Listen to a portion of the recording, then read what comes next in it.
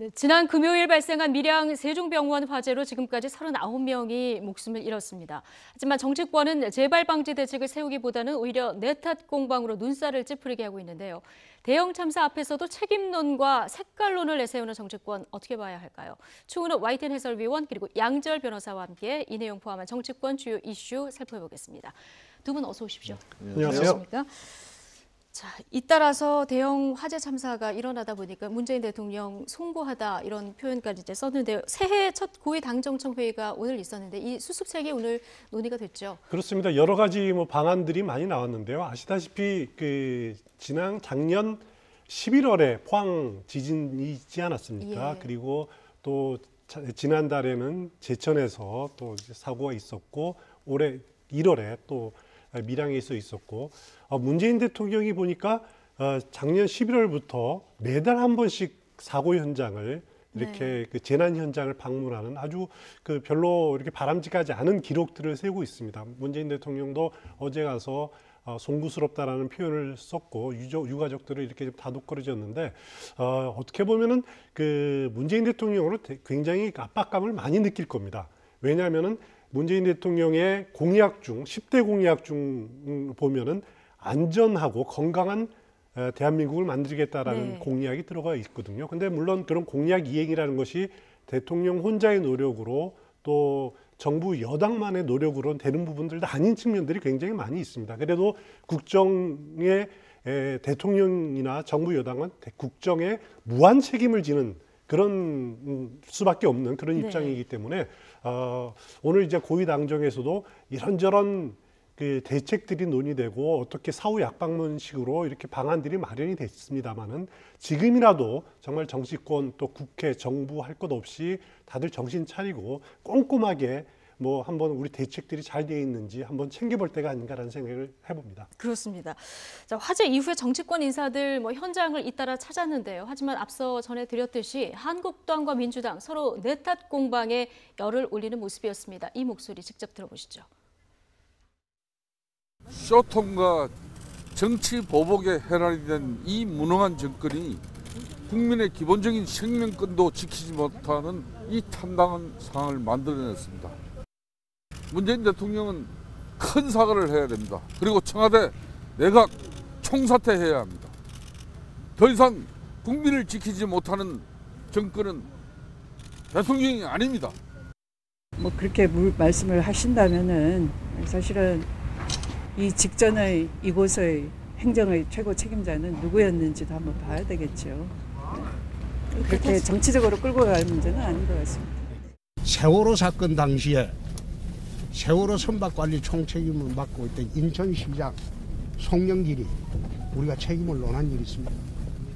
그 당시에 사고 현장에 지사를 했던 이낙연이 세월호 책임 물은 일이 있습니다. 네, 내각 총사퇴해라. 직전 경남지사가 누구였냐. 참사 앞에 내탓 공방만 벌이는 모습 지금 보셨는데 이러다 보니까 현장에서는 정말 밀양 주민들 같은 경우는 불난 집에 정치질하냐 이런 목소리까지 나온다고 해요. 그런 얘기가 나올 수밖에 없죠. 사실 저 추미애 민주당 대표 말씀은 앞에 부분은 그냥 없어도 될 것 같아요. 그러니까 정치적으로 끌고 갈 문제는 아닌 것 같다라고 말씀을 하셨는데 이 얘기만 하셨으면 좋았을 것 같아요. 그 앞에 괜히 경남지사가 누구였느냐. 결국 이제 홍준표 현재 자유한국당 대표가 경남도지사를 골석으로 만들고 지금 당대표로서 대선에 출마하기 위해서 골석으로 만들었지 않습니까? 그 말씀을 꺼내는 바람에 약간 손해를 봤는데 그럼에도 불구하고 저는 어쨌든 양쪽을 놓고 본다면 자유한국당의 홍준표 대표가 조금 더 손해를 본 것 같은 게 아닌가. 왜냐하면 아까 잠깐 추은호 위원께서 지적을 하셨지만 정부 여당은요 이런 상황에서 무한 책임을 질 수밖에 없습니다. 사람이라고 하는 것은 저만큼의 큰 사고가 났으면 잘잘못을 떠나서 무겁게 받아들일 수 없고 가만히 있어도 사실은 책임의 화살이 어느 정도 돌아갈 수밖에 없거든요. 근데 그거를 정치에 불을 지르게 되면 오히려 그거는 정치권의 피해로 돌아갈 수밖에 없는데 무엇하러 저걸 정치적 논쟁으로 끌고 가셔서 손해를 볼까 하는 생각이 저는 참 들어요. 이게 계속해서 끌고 갔었을 경우에 저는 참 답답했던 것이 결국에는 인과관계라는 걸 따져봐야 되지 않습니까? 이 일에 있어서 뭐가 잘못돼서 뭐가 책임인가. 지금 여러 가지 물론 화재와 관련해서 대책은 다 나와야겠지만 이미 언론에서 지적하고 있는 것 중에 하나가 불법 증축을 했는데 2011년부터 그 이후로 그 사실이 적발이 돼도 그냥 과태료를 내고 그냥 쉽게 말씀드려서 돈으로 떼고 말았다는 겁니다. 네. 그런 식으로 법규가 돼 있다라는 거예요. 그럼 그걸 바꿨어야죠. 그걸 2011년부터 지금 2018년인데 어떻게 그것까지 남아있을까요? 스프링쿨러 문제 2014년에 장성에서 대형 화재가 일어났을 때 많은 요양병원에서 어르신들 돌아가셨을 때 그때 스프링쿨러 설치 의무화했지만 거기도 또 예외 조항들을 뒀다는 거 아닙니까? 그게 문제가 되고 있잖아요. 그런 부분들을 그럼 그 책임은 누구에게로 돌아갈까요? 정치권으로 갈 수밖에 없는 거잖아요. 예. 국회의원들이 여야에서 만들어야 되는 거잖아요. 지금 저기에서 정쟁을 벌이면 사실은 더 손해를 보는 건 어쩌면 지금 야당일 수도 있습니다. 네, 그러니까 소방법 개정 반대하는 게 누구냐 이런 비난이 그러니까 일고 있는 그런 상황인데 제가 유가족이라면 정말 이런 상황을 보면 굉장히 좀 화가 날 것 같다 이런 생각은 드는데 아무리 선거 앞둔 상황이라지만 지금의 정치권 이거 어떻게 보십니까? 일단 그 정치권도 아까 정부 여당 무한 책임입니다. 그렇지만은 예.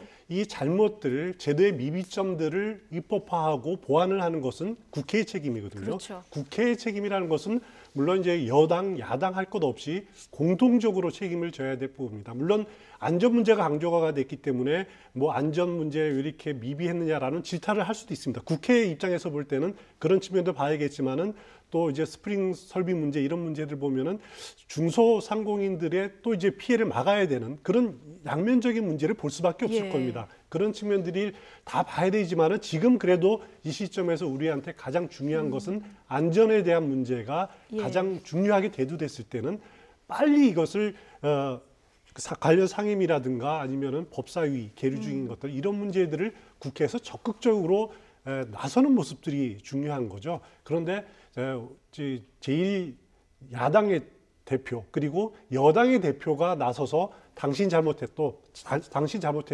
하는 이렇게 자기 면피성으로 그 논쟁이 흘러가는 것은 정말 국민 보기에는 정말 안타깝고 심지어는 정말 국민 볼 면목이 있는지 그런 질문들을 드리고 싶지 않을 수 그러니까 없습니다. 국회가 할 일은 지금 소방안전 관련 법안들 빨리 처리하는 거 아니겠습니까? 아직 계류 중인 법안들 굉장히 많은 거죠. 일단 지난 제천 참사 때도 문제가 됐지만은 소방차가 이렇게 진입할 때 불법 주차인 차량을 어떻게 치워버린다라든가 하는 문제들에 대해서 이제 소방 관련법들이 개정이 돼야 됩니다. 그리고 대형 공용 시설에 소방차들이 의무적으로 이렇게 주차시킬 수 있는 공간을 마련하는 그런 것들이 이루어져야 되는데 그것이 관련 상임위원회에서는 통과됐습니다만은 아직 법사위에 계류 중인 상태입니다. 한 번도 논의 중이 아닌 상태거든요. 그런 논의들이 국회에서 빨리 이루어져야 됩니다. 그리고 국회에서 법이 통과되더라도 사실 그걸 집행하기 위한 꼼꼼한 대통령령을 또 고쳐야 된다라든가 하는 문제가 있기 때문에 상당한 유예 기간이 있을 수밖에 없거든요. 예. 그런 기간들을 줄이도록 정부도 정부 나름대로의 준비를 빨리 갖춰 나가야 하는 것이 중요하지 않을까 생각이 됩니다. 예. 어쨌든 공방 벌일 시간에 국회에서 할 일을 좀 해줬으면 좋겠다. 국민들 목소리는 대체로 이런 것 같은데요. 자, 홍준표 대표 자신이 경남도지사로 재직하던 때 화재로 인한 인명 피해가 단 한 건도 없었다. 자, 이렇게 얘기했는데 이 내용 잠시 들어보시죠. 내가 4년 4개월 동안 지사를 하게 11월부터 2월까지 언제나 소방 특별점을 했습니다. 내 기억으로는 4년 4개월 동안 화재로 인한 인명사고 단 한 건도 없어요. 단지 기억은 김해 불이 났을 때 소방관 한 분이 심장마비로 돌아가신 거 그거밖에 없는 것으로 기억을 합니다. 이제 구정 앞두고 또 있을 거예요. 화재 사고가 또 납니다. 네. 내가 경남지사로 있었던 4년 4개월 동안 인명피해, 특히 화재로 인한 인명피해가 한 건도 없었다. 지금 이렇게 얘기를 했는데요. 과연 없었을까? 이거를 팩트체크를 좀 해보면 사실이 아닌 것 같습니다. 국가화재정보센터 통계로 보면은 99명이 숨졌더라고요. 99분이 목숨을 잃었죠. 홍 대표, 홍 지사 시절에. 요즘에는요, 홍준표 대표가 뭔가 말씀을 하시면 기자분들이 팩트 체크를 하는 게 버릇이 됐어요. 예. 이게 말씀을 하신 것과 사실과 다른 경우가 너무 많으니까 이 사실도 사실 99명이라고 말씀하셨는데 그 4년 동안을 놓고 보면 수도권, 서울하고 경기인가를 제외하고 나면 세 번째로 화재 사고가 많았던 데가 경남이었거든요. 아, 그렇습니까? 그러면 예. 자신이 기억하시는 동안에 아무 피해도 없었다, 심장마비로 한번 돌아가신 것밖에 없다라는 기억은 이분은 어디에서 지사를 하셨다는 얘기인지 당장 의구심이 들 수밖에 없고, 왜 기본적인 사실관계도 확인을 안 하시면서 굉장히 중요한 현장에서, 그리고 저 말씀을 꼭 꺼내지 않아도 되는 그야말로 정말 많은 분들이 슬픔에 잠긴 곳에서 저런 말씀을 하실까, 그 얘기도 그렇고요. 저는 두 번째, 구정 앞두고 또 있을 거다, 화재 사고가. 이런 말씀은 사실 정치인으로서 물론 그 뒤에는 이런 겁니다. 이제라도 빨리 점검을 해야 된다, 이런 말씀을 하지만 우리 흔히 하는 말로 아다르고 어다르다라고 해서 저렇게 얘기를 하시면 국민들 받아들였기에 뭐 이렇게 불나라고 부채질 하시는 것처럼 들릴 수도 있는 거거든요.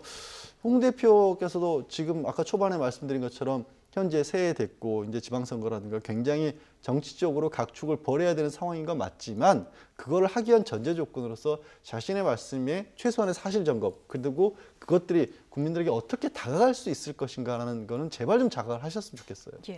설사 한 명도 인명피해가 없었다 하더라도 이 발언은 적절하지 못했다, 이런 지적들이 있는데요. 어떻게 보십니까? 예, 그렇습니다. 그 사람의 생명만큼 소중하고 또 조심스러워야 될 게 없는데, 그 말을 가지고 이렇게 홍준표 대표도 정말 좀 그 발언을 신중했으면 좋겠다라는 생각이 듭니다. 그리고 여기서 이제 좀 다른 이야기입니다만 꼭 지적해두고 싶은 게, 밀양시가, 제가 관련 자료를 좀 찾아보니까 밀양시가 지난 16일부터 밀양시 소방청 그리고 가스안전공사, 전기안전공사 해서 대중시설에 대한 일제 점검을 벌인 적이 있습니다. 당연히 그 세종병원도 점검을 했었겠죠. 그런데 왜 이런 에러가 났는지, 이런 잘못이 났는지 한번 그 관계 당국에서 면밀히 따져봐야 될 것 같고요. 그리고 기억하시겠지만은 작년 10월 말부터 11월 초까지 그 항상 해마다 진행되는 재난 대응 안전 그 점검을 범정부 차원에서 항상 진행을 해옵니다. 작년에도 했는데, 그 이후에 계속적으로 대형 참사가 발생하고 있다는 것은 우리의 그 재난 대응에 대한 또 혹은 그 점검에 대한 매뉴얼이 제대로 돼 있는지, 또 그것이 과연 실효성 있게 집행되고 있는지라는 부분들을 한번 관계 당국들이 면밀하게 한번 이번 기회에 돌아봐야 된다는 생각이 듭니다. 그러니까 그 부분 말씀해 주신 것처럼 정부 여당의 책임은 이제 무한 책임 아니겠습니까? 사후 약방문 되지 않게 지금부터라도 좀 철저하게 좀 점검을 하고 제대로 또다시 이런 일이 발생하지 않도록 좀 점검하는 것들이 필요할 것 같은데, 자, 홍준표 대표 얘기를 조금 전에 했었는데요. 그 세월호 참사가 났었을 때 이게 해난 사고다, 자, 이렇게 얘기를 했었죠. 그런데 홍 대표가 제천 밀양 참사에 대해서는 이제 문재인 정부 책임이다, 이렇게 말해서 지금 또 이중잣대 논란이 제기되고 있는데, 이 내용도 한번 들어보시죠. 저는 세월호 사건을 처음부터 일관되게 해난 사고라고 했습니다. 해난 사고. 세월호 사건 가지고 저도 추모하고 그거 할 거 다 했습니다. 정치인들이 전부 가가지고 또 그 세월호 희생자를 저는 그렇게 하는 것은 아니라고 봅니다. 더 이상 정치에 이용하는 것은 옳지 않다는 생각입니다. 가장 먼저 했어야 할 일은 미리 소방점검을 했어야 됩니다. 아마 안 했을 거예요. 정치 보복이나 또 정권 잡았다고 축제하는데 바빠가지고 소방점검이라든지 그런 재난점검은 전혀 안 했을 거예요. 예방행정이 중요한데 이 정부는 정치 보복에 바빠가지고 예방행정을 하고 있잖아요. 이제는 쇼하는 것으로 끝나서는 안 됩니다. 네. 세월호 사고는 해난 사고다, 정치에 이용하면 안 된다, 이런 얘기를 했었는데 결과적으로 지금 공방을 벌이다 보니까 정치에 이용된 셈이 돼버린 거예요. 그 말씀을 저렇게 꺼내기 시작하면 민주당에서도 그러면 당신들은 어떻게 했길래라는 얘기를 안 할 수가 없잖아요. 어쩌면 일부러 이런 정쟁을 유발시키는 것일 수도 있는데, 아까도 말씀드렸지만 그러면 그 정쟁을 유발시키는 덕을 볼 것인가 실을 볼 것인가를 좀 살펴봐야 될 것 같고요. 이 할 걸 다 했다, 세월호와 관련해서 이게 왜 문제가 됐었고 왜 구조가 제대로 안 됐었고 왜 그런 배가 운영이 됐었고 이런 문제점들이 다 그럼 대한민국은 다 개선이 되어 있었을까요? 만약에 그런 대형 사건 사고와 관련된 부분들이 다 개선이 돼 있었는데 그 매뉴얼에 불구하고도 사고가 일어났다면 뭔가 그 매뉴얼이 아직도 잘못되어 있다는 거 아니겠습니까?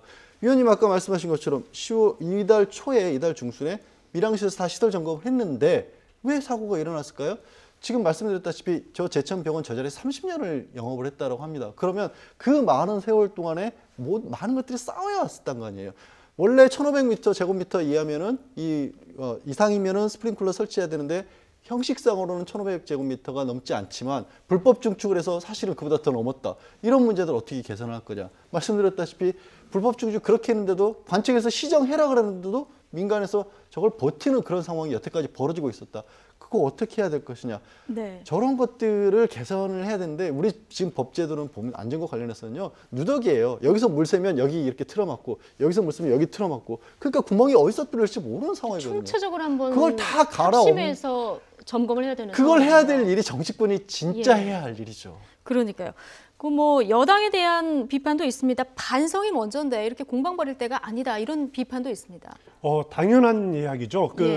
정부가 문재인 정부 들어서 어떻게 국민의 안전 문제에 대해서 어떻게 달라졌는지 거기에 대해서 정부 여당이 대답할 책임이 있습니다. 예. 그 부분에 대해서 과거보다는 우리는 이렇게 더 달라졌다라는 것을 네. 대답해야 될 의무가 있습니다. 하지만은 지금까지 이렇게 계속 매달마다 이렇게 벌어지는 대형 참사, 거기에 대한 대응 태도를 보면은 만족스럽지 못한 거죠. 너무나도 부족한 부분들이 많기 때문에 그것은 법이 제대로 갖춰지지 않은 시스템의 문제들이 있을 수도 있고 또 아니면은 행정이 꼼꼼하지 못한 잘못도 있을 네. 겁니다. 그런 부분들에 대해서 무한 책임을 지고 있는 정부 여당이 이번 기회에 한번 꼼꼼하게 허점이 뭐가 있는지 한번 점검을 해봤으면 하는 바람입니다. 예. 그런데 뭐 지금 이런 정치권 공방이 어제 이렇게 국민들의 비난이 있었음에도 불구하고 계속해서 지금 오늘까지도 공방이 이어지고 있거든요. 오늘 김성태 의원이 한 얘기를 보면은 1일 1참사라고 해도 과언이 아니다. 실제로 문재인 정부 출범 9개월 동안 사고가 굉장히 많았고 사상자도 많았다. 문 대통령 국민 앞에 크게 사과해야 된다. 이런 얘기를 했고요. 민주당에서도 뭐 국민의 슬픔 뒤에 벌어지는 막말잔치 어떤 시비에도 응하지 않을 것이다. 이 얘기 했고요. 또 뭐 자유한국당은 더불어민주당, 경남도당 명예를 훼손하고 허위 사실을 유포한 데 대해서 사과할 것을 촉구합니다. 이 앞에 이제 그 폭언을 했다는 사람이 민주당 관계자도 당원, 뭐 관계자, 당원이다 이런 뭐 의혹이 있었었는데 현장에서요. 여기에 대한 이제 얘기가 있었습니다. 오늘 아침에도 이렇게 공방이 계속 이어지고 있습니다. 국민의 그렇습니다. 목소리를 듣고 있긴 한 걸까요? 그렇습니다. 이번 정치권이 정말 이 국민들의 가장 생명과 안전에 대한 문제를 가지고 자기 정파적 이해에 유리한가 불리한가라고 따진다라면은 정말 국민들 입장에서는 절망할 수밖에 없는 거죠. 예. 그 리더란 것은 정치 지도자라는 것은 국민들이 안심하게 생활하고 또 편하게 생활할 수 있는 그런 환경을 만드는 거다. 네. 정파적인 이익 또 혹은 지방선거의 뭐 유불리 이런 면들로 접근해서는 안 된다라는 점 좀 여야 할 것 없이 모두 좀 유념했으면 좋겠습니다. 사실 이런 정치권 공방이요. 현장에서 고군분투했던 간호사라든가 이 간병 조무사분들 있지 않습니까? 이분들 미담이 오늘 여러 이제 언론 매체에 실렸는데 비교돼도 너무 비교가 되니까요. 뒷말이 많을 수밖에 없을 것 같습니다. 이게 저는 딱 이제 현장에서 고생한다는 말씀을 하시니까 대표적으로 떠오르는 분이 이제 이국종 교수입니다. 그러니까 예. 정말 그 체제가 안 갖춰 있다 보니까 결국엔 가장 말단에서 일을 처리해야 하는 현장에서 싸워야 하는 사람들은 목숨을 내걸고 싸워야 하고 목숨을 실제로 잃지 않았습니까? 간호사분만 해도 30평생 그분은 뭐 그 유가족들의 말씀에 따르면 환자들과 결혼했다라고 할 만큼 환자들을 극진하게 돌보다가 결국에는 그 자리를 벗어나지 못하고 모습을 잃었는데 그러면 왜 이렇게까지 안 벗어들까? 국민들은 이제 두 번째 의혹을 더 가지게 되는 겁니다. 왜 지금 이렇게 구조적으로 있는 부분들에 관해서 정치권에서 적극적으로 개입하지 않을까? 그럼 혹시 지금 뭐 건설공사가 됐든지 병원을 운영한다든지 이런 것들과 혹시라도 이건 뭔가 문제가 있는 거 아니냐? 예. 정치권이 이런 부분들을 봐주는 거 아니냐? 이런 식의 생각을 할 수도 있는 거거든요. 그럼 그 비난과 원망은 다 정치권으로 돌아갈 수밖에 없어요. 그러니까 아까 이국종 교수 말씀드렸지만 그분이 말씀하시는 게 제발 와서 세월호 얘기를 아까 저기 홍준표 대표가 말씀하셨지만 네. 이국정 교수가 세월호가 사고가 났었을 때 자신이 타고 있는 구호 헬기를 타고 올라갔을 때 대한민국에는 모든 구호 헬리콥터들은 다 이륙을 안 하고 기다리고 있었다는 거 아닙니까? 그 시스템에 문제가 있었다는 거예요. 그런 부분들을 현장에서 목소리를 계속 내고 있는데 희생이 계속 번복되고 있는데 그걸 고쳐줄 수 있는 힘을 가진 분들은 그건 안 움직인다? 그럼 왜 그럴까? 이제 국민들의 의혹을 가지기 시작할 수밖에 없습니다. 예. 그리고 그 원망은 다시 말씀드리지만 정치권으로 갈 수밖에 없습니다. 지금 공방을 가장 심하게 벌이고 있는 당이 이제 한국당하고 민주당인데요. 바른정당하고 국민의당 입장을 보면은 약간 좀 결이 다르긴 합니다. 지금 국민의당과 바른정당 통합을 앞두고 있는데 이제 목소리가 살짝 다른데 국민의당에서는 이런 밀양 참사 같은 것이 진짜 적폐다 이런 얘기를 꺼냈고요. 바른정당 같은 경우는 초상집에서 이렇게 정쟁하는 거 예의 아니다 이런 반응이거든요.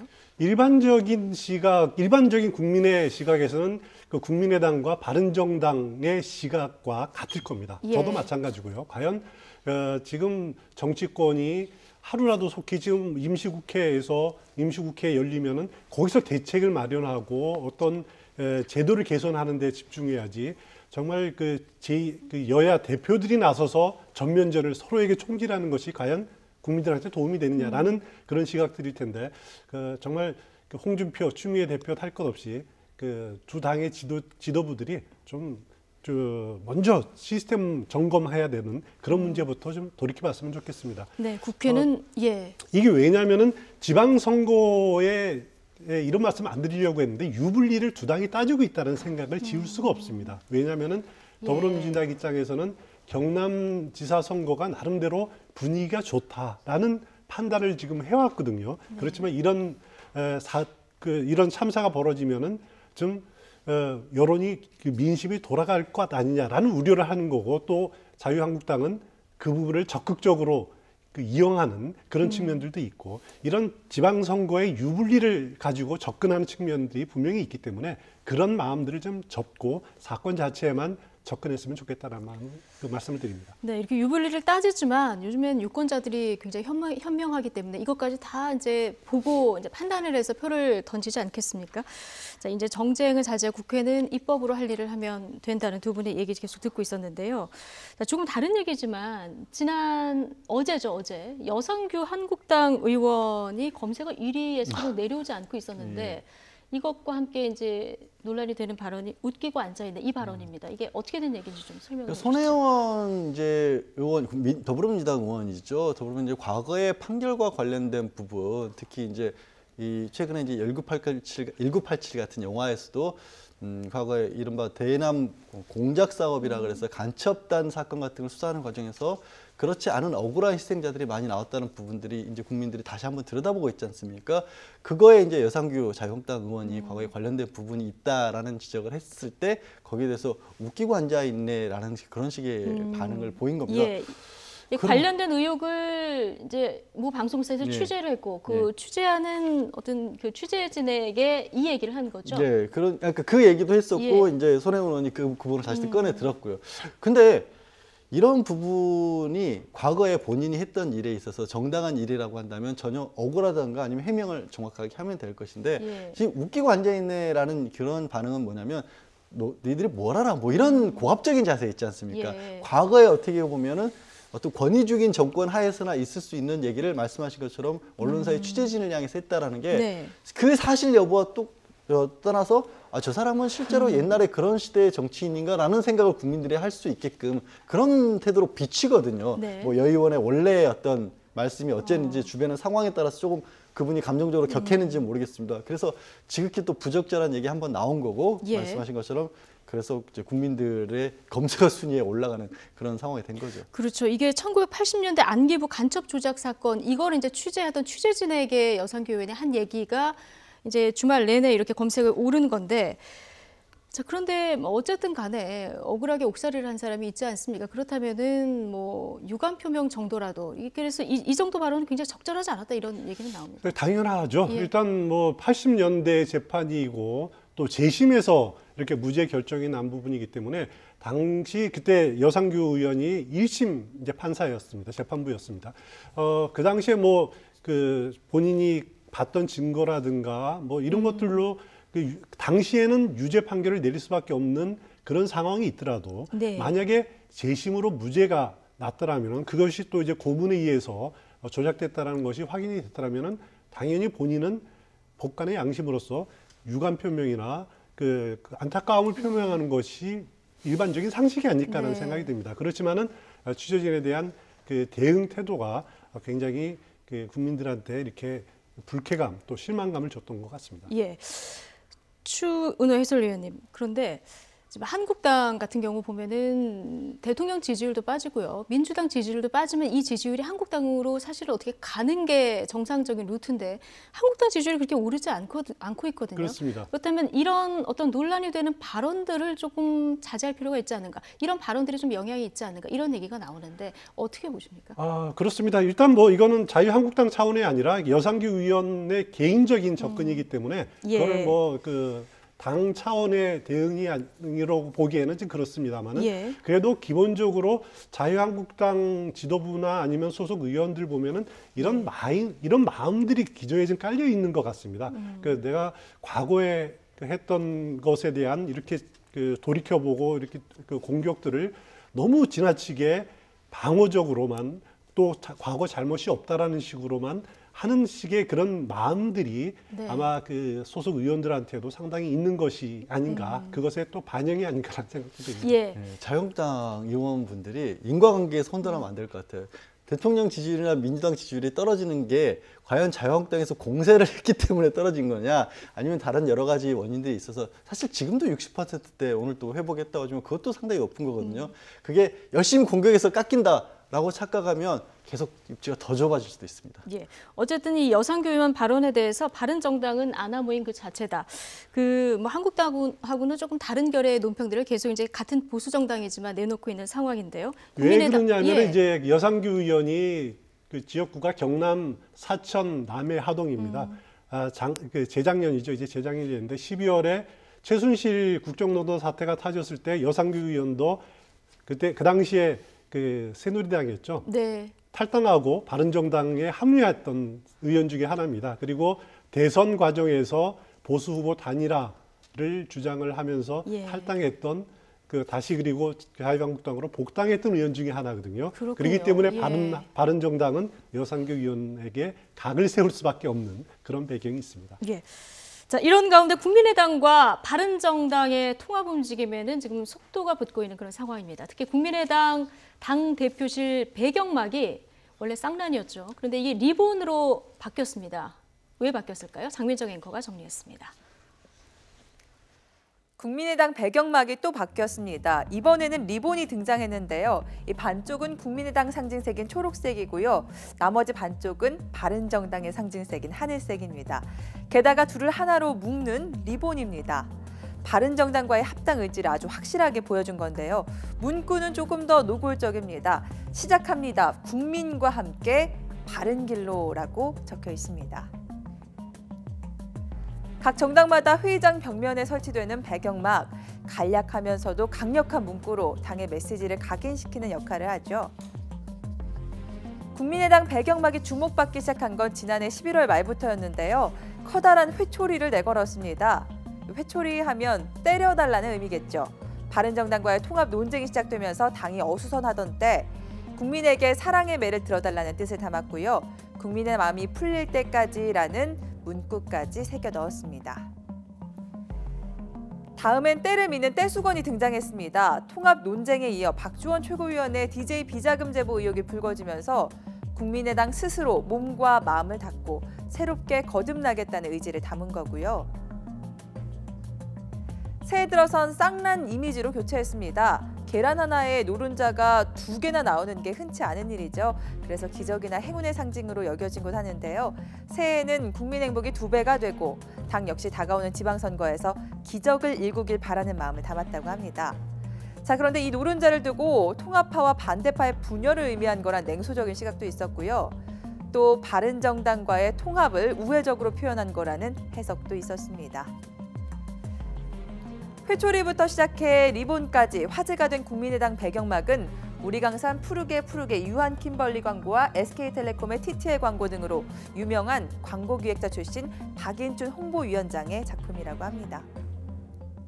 네, 회초리, 떼수건, 그리고 쌍난해에서 리본까지 국민의당 이 배경막이라고 하죠. 이 변천사를 지금 보셨는데 지금 보면은 쌍난이 등장할 때부터 분열 혹은 통합 이 얘기가 나왔습니다. 그렇습니다. 그 박인춘 홍보위원장 하면 유명한 이제 광고업계에선 아이디어가 반짝이는 분으로 유명하신 분인데 그분이 홍보위원장으로 등장하면서부터 이제 그 아주 산뜻한 아이디어로 많이 그 접근을 하고 있습니다. 그 정당의 메시지, 정당이 전달하고자 하는 것들을 이렇게 시각적으로 또 간단한 문구로 접근한다는 게 저는 굉장히 이제 국민의당도 어떻게 보면은 좀 참신하게 국민에게 다가가구나라고 하는 그런 느낌을 받았는데 그렇지만 우연히 말씀하신 대로 이제 쌍난이 등장하면서 당이 극심한 분열을 겪고 있고 그리고 어제는 이제 그런 문제들 때문에 국민의당과 또 바른정당을 합치는 그런 이제 두 당의 그 색깔을 담은 하늘색과 초록색을 담은 그런 리본이 또 등장을 했는데 뭐 저는 굉장히 재밌게 봤고 그리고 메시지가 제대로 전달됐다 이렇게 평가하고 싶습니다. 예. 바뀐 배경막 지금 보셨듯이 이제 리본으로 일단 묶었습니다. 이제 꼭 잘 묶어야 될 텐데요. 그러니까 이게 항상 이제 광고의 이미지는 상품을 단일적으로 누군가에게 확 끌어당기는 그런 것만 주면 되고요. 정치권에서도 얼마 전부터 저런 시도들이 끊임없이 이어져 왔죠. 그리고 국민의당도 잘하고 있는데 문제는 이런 것 같습니다. 정치권에서는 내부의 갈등이라는 것이 있을 때는 그 갈등이 있으면 저걸 해석을 여러 가지로 할 수밖에 없게 되거든요. 그렇죠. 아까 쌍난도 뭐 분열이라고 했고 누구는 통합이라고 하고 누구는 쌍난이 나온 게 1000분의 1 확률이라고 하니까 그만큼 어려운 게 통합이라는 얘기를 지적하기도 하고 저 리본도요 딱 보는 순간 저건 넥타이를 매는 방법인데 저건 양쪽에서 잡아당기면 풀어져 버리는데 라는 그렇게 리본을 또 한쪽에서 잡아당기면 풀리니까요. 리본이라는 건 원래 그런 거 아니겠습니까? 잘 묶어야겠네요. 장식이기도 하고 그래서 저건 장식인가라는 또 반론도 누군가는 들고 나올 수밖에 없다라는 상황이고 계속해서 바뀔 때마다 한 가지는 성공한 거죠. 어쨌든 저희가 여기서 얘기를 나누고 있는 것처럼 한 번쯤 국민의당의 뒷간판에 화제를 모은다라는 거는 성공하는데 실적이 그 뒤를 받쳐줘야겠죠. 예. 어쨌든 배경막까지 바꾸면서 통합의 속도를 내고 있는데 지금 뭐 반통합파는 어제 창당 발기인 대회까지 열었습니다. 그렇습니다. 그 안철수 대표와 유승민 대표의 통합 이제 뭐 기정사실화되고 또 다음 달이면은 그 통합이 완료가 될 겁니다. 그 여기서 이제 말씀드리고 싶은 게 안철수 대표는 항상 위기의 순간 때 자신이 광야로 간다라고 표현을 합니다. 광야에 뭐 허허벌판에 혼자 나갑니다라는 표현을 민주당에서 많이 썼고, 나올 때도 아마 그렇습니다. 그 표현을 썼었죠. 2번이나 썼을 겁니다.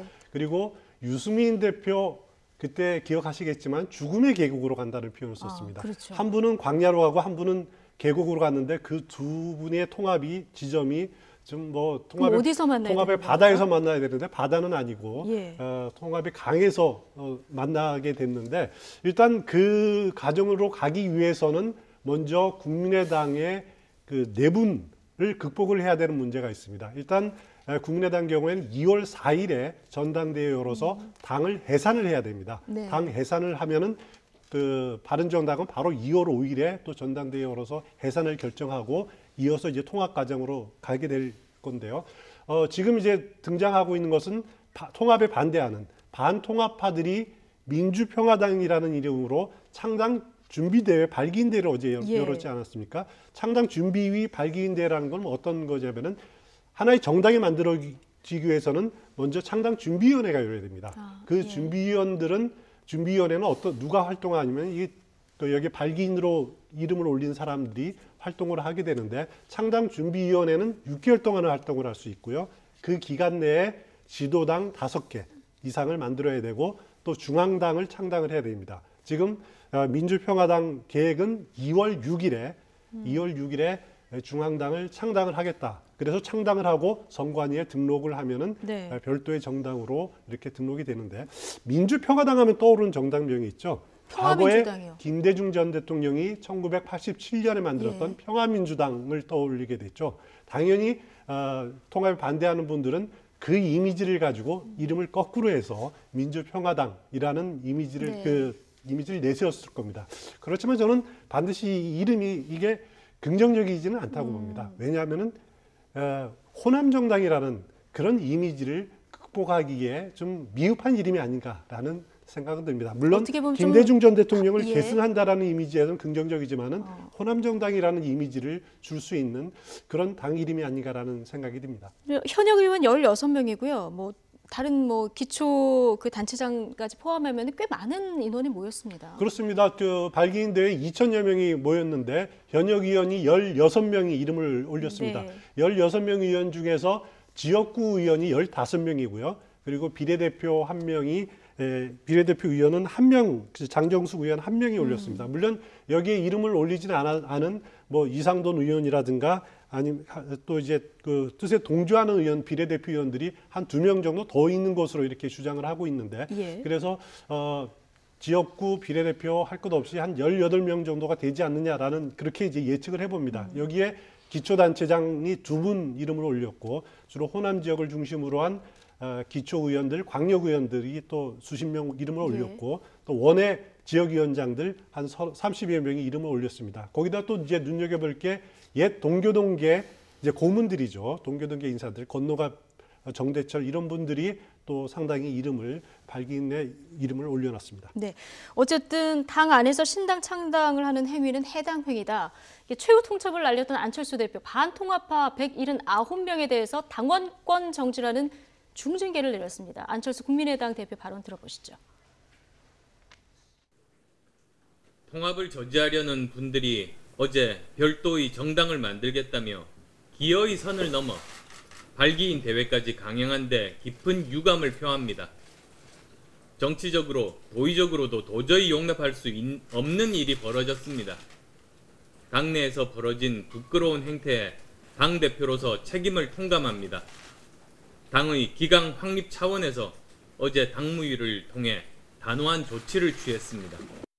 반대를 위한 반대로 별도 창당까지 하는 모습에서 이제는 단절해야 할 구태정치의 마지막 그림자를 보고 있습니다.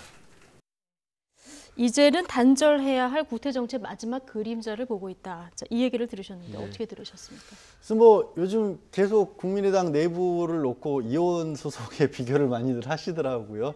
저 정도면 이제 양쪽 다 별거 선언은 확실히 하신 게 아닌가 싶습니다. 이제 남는 것은 별거를 하는데 별거라고 하는 게 이제 법적인 대표적인 이혼 사유가 들어가는 건데 양쪽이 누가 집을 나갔다라고 하는 것이냐를 가지고 이제 싸우시겠죠. 네. 안철수 대표 입장에서는 나는 당 대표로서 지금 당을 지키고 있는데 저쪽에서 새로 당 만들면서 집 나간다고 하지 않았느냐. 이쪽에서는 그게 아니라 국민의당을 정신을 훼손시켜가면서 다른 쪽하고 어떻게 통한다고 하니까. 예, 통한다고 하니까 이건 어떻게 보면 저쪽이 부정행위를 저지른 것이다라는 주장을 하면서 양쪽 다 이혼 사유가 과연 누구에게 있느냐를 가지고 이제 앞으로도 싸움이 조금 더 남아있지 않을까 싶습니다. 네, 이렇게까지 안철수 대표가 바른정당과 합당하려고 한 것은 앞서 이제 신당 쪽에서의 한계를 얘기해 주신 것과 좀 일맥상통하는데 어떤 호남당이라는 지역적인 한계 이걸 좀 극복해 보겠다 이런 의미도 사실 있지 않을까요? 일단 그 통합에 반대하시는 분들이 그 안철수 대표를 보는 시각은 그겁니다.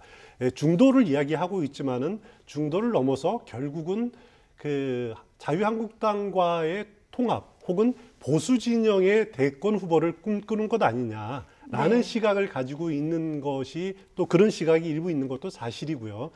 그건 뭐 정치가 어떻게 흘러갈지 모르겠습니다만 앞으로 좀 더 두고 봐야 될 부분들인 것 같고 그렇지만 이제 안철수 대표로서는 지금 이대로 가면 우리 정치가 양극단의 정치다. 양극단의 정치를 극복하기 위해서는 중도의 지평을 넓혀야 된다. 그러기 위해서는 어떻게 보면은 지역주의를 극복하고 중도를 그 지역을 넓히기 위해서는 어떻게 합리적인 그 진보와 개혁적인 보수가 정당인 바른정당과 국민의당이 힘을 합쳐서 그 중도의 지평을 넓혀야 된다라고 이런 그 비전을 가지고 있는 그런 상황인 것 같습니다. 과연 안철수 대표와 유승민 대표의 정치 실험이 어느 정도까지 설고할지 그거는 뭐 일단 1차적으로는 지방선거에서 유권자들이 판단을 내릴 부분들이고요. 그리고 지방선거 이후에 또다시 저는 이제 개인적으로 정계 개편이 더 큰 규모로 진행될 가능성이 높다고 보이는데 그 이후에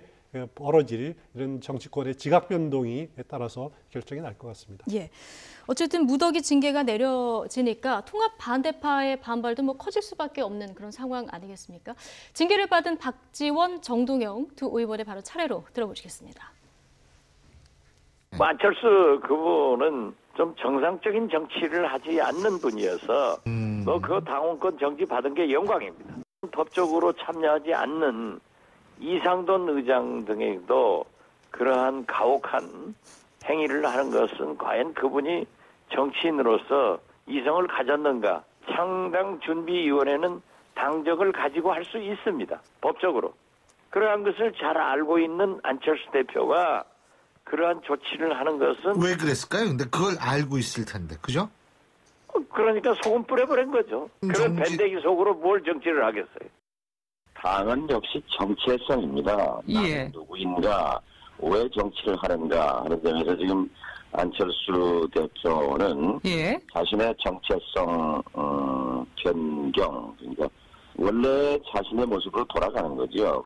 두 분은 안보는 보수, 경제는 진보, 뭐 이렇게 표방을 했기 때문에 네. 그거는 또 이해관계가 일치해서 가겠지만 그러나 결국 안철수 예승민 당은 결국은 자유한국당과 함께 할 거라고 생각합니다. 네. 자, 뭐 하나씩 좀 따져보면 그 박지원 의원이 얘기를 했는데 이상돈 의원 같은 경우는 창당 발기에 이름을 안 올렸잖아요. 그런데 네. 이상돈 의원까지 이제 징계를 내린 부분, 이 부분에 대해서 좀 지적을 하고 있는데 이건 어떻게 보십니까? 그러니까 명백한 사유가 드러나 있지는 않죠. 알려지기로는 그러니까 통합에 반대하는 분이고 사실 전당대회를 치르는 데 있어서 전당대회 의장이 이상돈 의원인데 반대하는 입장으로 알려지면서 이 부분을 어떻게 극복할 것인가 굉장히 얘기가 많이 나왔지 않습니까? 네. 어떤 식으로 징계를 한다든가 당원권 정지를 한다든지 아니면 그냥 전당대회 형식적으로 개최만 시킨 다음에 무슨 뭐 전자투표를 통해서 한다든가 이런 얘기가 많이 나왔는데 그때 마침 이 기회에 이상돈 의원이 들어가니까 이거는 불편했던 사람을 뚜렷한 사유 없이 그냥 포함시켜서 끼워넣기 식으로 처리하는 게 아니냐라는 그런 반발이 나올 수도 있고요. 예. 또 이상돈 의원이 상징하는 바가 있지 않습니까? 호남 출신도 아니시고 약간 어쨌든 안철수 대표가 모셔온 분처럼 돼 있는데 과거에 안철수 대표와 이런 식의 인연을 맺었다가 멀어지신 분들이 좀 있는데 이상돈 의원도 그런 방향으로 가는 게 아니냐. 또 안철수 대표 옆에서 사람이 한 분 떠나가네? 이런 의미를 가질 수도 있는 거거든요. 그래서 이상돈 의원이 여기 들어간 부분은 조금 많은 아픔이 좀 되지 않을까 싶습니다. 예. 그런데 추은호 해설위원님, 보통 이제 징계는 윤리위에서 많이 하잖아요. 그렇습니다. 그런데 당무위원회에서 이제 징계를 했거든요. 그 국민의당 경우에는 이제 징계를 내는 것이 당기윤리심판원이라고 합니다. 거기서 이제 징계를 내리는 주체가 거긴데 예. 그렇지만 이제 윤리심판원 관련된 당규를 보면은 당규 맨 밑에 비상징계라는 조항이 하나 있습니다. 거기에서는 윤리심판원 말고도 당무위원회에서 당원권 정지까지는 징계를 내릴 수 있도록 예. 당무위에 의결을 하면은 내릴 수 있도록 하는 조항이 하나 있습니다. 그것은 뭐 이번에 급조된 조항은 아닌 것 같고요. 작년 8월에만 원래부터 있던 조항인데 안철수 대표 측은 바로 이 조항을 이용해서 당원권 정지를 내렸죠. 앞서 네. 이상돈 의원 말씀을 하셨지만 이상돈 전당대회 의장이 당원권이 정지가 되면은 전당대회를 의장으로서 진행할 수 없게 되는 거죠. 네. 아예 자격이 박탈되는 거니까요. 그럴 경우에 이제 부의장이 전당대회를 진행하게 되는데 부의장이 두 명입니다. 윤영일 의원이 있고 또 이용호 의원이 있습니다. 윤영일 의원도 반통합파의 이름을 올려 있거든요. 그래서 어제 보면은 당무위에서 당원권 정지 징계 대상에 들어가 있습니다. 네. 그러면은 그 전당대회 진행을 사회를 누가 보게 되냐면은 이용호 의원이 맡게 되는 거죠. 이용호 의원 경우에는 지금 중립파로 분리가 돼 있습니다. 아직 그 통합의 찬성, 반대 어느 쪽으로 갈지 지금 그동안 중재 노력을 해왔고 중립적인 입장을 보이고 있는데 지금 현재 또 당직도 맡고 있고 해서 일단 안철수 대표 측으로서는 이용호 의원이 전당대회 진행을 맡기는 것이 가장 바람직하다, 가장 무난한 수순이다 라는 식으로 판단을 내린 것 같습니다. 예. 지금 국민의당과 바른정당을 통합했을 때 이제 국민의당은 지금 국회에서 캐스팅 보트 역할을 하지 않았습니까? 이 역할을 계속 하려고 하면 이제 한 명이라도 더 와야 하는 거고 신당 쪽에는 한 명이라도 덜 가야 되는 그런 상황이 되는 거잖아요. 그렇습니다. 예. 중재파는 어디로 갈지 이 부분도 굉장히 관심인 것 같습니다. 그래서요. 그렇습니다. 중재파 의원들도 이제 지역구 의원들 또 비례대표 의원들이 이렇게 섞여 있기 때문에 또 개인 의원들의 성향에 따라서 어떻게 보면은 통합에 가까운 입장인 분, 또 어떻게 보면은 반통합에 좀 가까운 분들, 개인적인 성향에 따라서 굉장히 다를 겁니다. 그렇기 때문에 뭐라고 한마디로 이렇게 말씀드리기는 어려운데 대략 중립파 의원들 저는 개인적으로 세보니까 한 9명 정도가 되지 않을까, 9명 예. 정도가 되지 않을까 생각이 되는데 그중에 한 2분 정도 되는 비례대표는 자연히 그 통합에 찬성하는 쪽으로 올라갈 가능성이 있고요. 나머지 한 7분 중에 대해서는 그분들이 어느 쪽에 예를 들어서 반통합 쪽에 많이 가게 되면은 반통합 쪽에서 비례대표를 확보하지 않더라도 별도의 원내 교섭단체를 구성할 수 있게 되는데 네. 그러기 위해서는 5명이 가야 된단 말이죠. 그렇게 하기까지는 조금 무리가 아닌가라는 생각이 들고요.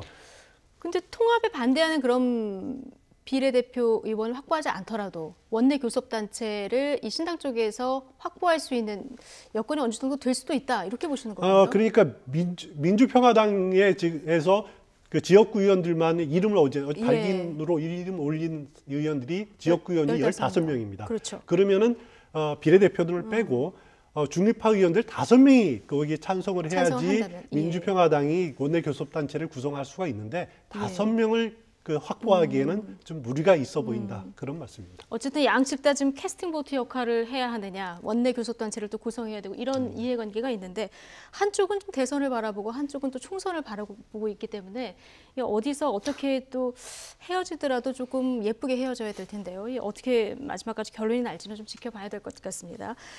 자. 이명박 전 대통령 수사 얘기를 조금 해보겠습니다. 지금 다스의 실소유주가 이명박 전 대통령이다. 이 의혹을 지금 검찰이 다각도로 들여다보고 있는데 지금 도곡동 땅 자금관리인 소환 조사가 이루어졌습니다. 도곡동 땅을 매각을 해서 그 돈이 다스로 들어갔다가 결국에는 그게 이제 BBK로 건너갔었고 BBK로 건너갔던 돈이 투자가 원활하게 이루어지지 않으니까 이제 이명박 전 대통령이 그 청와대에 있었을 때 권력을 이용을 해서 다스로 되돌려 왔다라는 거죠. 그 얘기는 돈을 왔다 갔다 할 수 있게끔 했던 것이 실소유자가 이명박 전 대통령이었던 거고 도곡동 땅도 그랬고 다스도 그렇게 할 수 있다는 얘기고 또 한편으로는 다스에서 돈을 그렇게 마음대로 빼가는 것은 횡령이라는 범죄가 될 수 있다는 얘기이기 때문에 굉장히 위중한 의혹이 하나 또 나온 셈인데요. 계속해서 이 부분을 사실 저도 그렇고요. 아마 국민들께서도 쏟아져 나오는 뉴스들을 쫓아가기가 힘들 정도로 검찰의 수사 관련된 어떤 수사 진행 상황 같은 것들이 굉장히 많이 쏟아져 나오고 있죠. 네. 지금 다스만 놓고 봤을 때요. 녹취록이 등장하지 않았습니까? 이 굉장히 많은 내용들이 지금 나오고 있는데 어느 정도 그 MB의 것이다 이렇게 추론할 수 있는 부분이 있습니까? 법적으로 봤을 때? 일단 간접적인 정황 증거로 봤었을 때 이명박 전 대통령이 다스라는 회사에 대해서 상당한 지배력을 행사하고 있었다고 볼 수 있을 만한 간접적인 정황 같은 것도 나오는 거죠. 무엇보다도 인사권을 좌지우지할 수 있었다라는 것들이 나오지 않습니까? 네. 이상은 당시 친형이고 실제로 주주이자 회장인 형님이 따로 있는데 이 형님이 아니라 이 이명박 전 대통령을 통해서 문제를 해결하러 했었고 이명박 전 대통령의 아들이 실제 거기에서 참여한 지 얼마 되지 않아서 뭐 형식상으로는 다시 한번 말씀드리면 대주주이자 회장의 아들인 자신의 사촌 형보다도 더 권한을 많이 행사한다고 하는 것이 뭔가 일반적인 구조와 다르다는 정도까지는 될 겁니다. 다만 여기 나온 것들은 녹취록이라고 하는 것은 글자 그대로 말이기 때문에 그 말만 가지고 우리가 모든 것을 입증할 수는 없고 그 말과 그 말이 사실이라는 것을 확인시켜줄 만한 어떤 다른 물증들이 나와줘야 되는 거거든요. 아, 그렇군요. 최근의 수사 같은 경우에는 그럼 실제 녹취록이 증거 능력을 가지려면 이 물증까지 같이 아닙니다. 있어야 그건 되는 아니고요. 겁니까? 제 말씀은 녹취록 자체로도 증거로 쓰일 수 있느냐의 문제와 거기 들어있는 증거의 내용을 얼마만큼 믿을 수 있느냐는 또 구분을 해야 되는데 녹취록 자체로도 증거로 쓰일 수는 있지만 신빙성을 더하려면 사실인지를 믿으려면 별도의 증거가 있어줘야 된다는 거죠. 예. 지금 이 녹취를 한 사람이 누구냐 굉장히 궁금했었는데 18년 동안 운전을 지근거리에서 했었던 김종백 씨다 이렇게 지금 알려지고 있는데 140억 원 이 논란이 됐었는데 이게 이제 다스에서 조성한 비자금을 지칭하는 것이다. 자, 지금 이렇게 주장을 해서 요 파장도 지금 일고 있습니다. 한 매체 언론사하고 이제 인터뷰를 했었죠. 그 140억이라는 것이 정호영 특검이 밝혀낸 120억, 예. 20억에 더해서 그 이후에 조성한 한 20억 정도 더해서 140억 정도다라고 이렇게 김백준 씨가 그 주장을 하고 있습니다. 이 녹취록이 어디서 나왔는지는 저도 정확하게 모르겠습니다. 지금 예. 한 800여 건이나 되기 때문에 그렇죠. 880여 물론 검찰이 나름대로 분석을 하고 있을 예. 겁니다만은 여기에 대해서 이명박 대통령 측은 과연 그 불순한 의도를 가지고 또 불확실한 이런 녹취가 무슨 증거력이 있느냐라고 네. 주장을 하고 있습니다. 그러면서 다스가 만약에 이명박 전 대통령 거라면은 정말 무슨 계약서라든지 뭐가 있어야 되는 것 아니냐. 지금 그것을 제시된 것이 하나도 없지 않느냐라는 식으로 지금 대응을 하고 있는 것으로 알려져 있는데 그래도 이제 검찰이 그동안에 여러 가지 정황 증거들 네. 또 많은 녹취를 많은 이제 자료들을 확보했기 때문에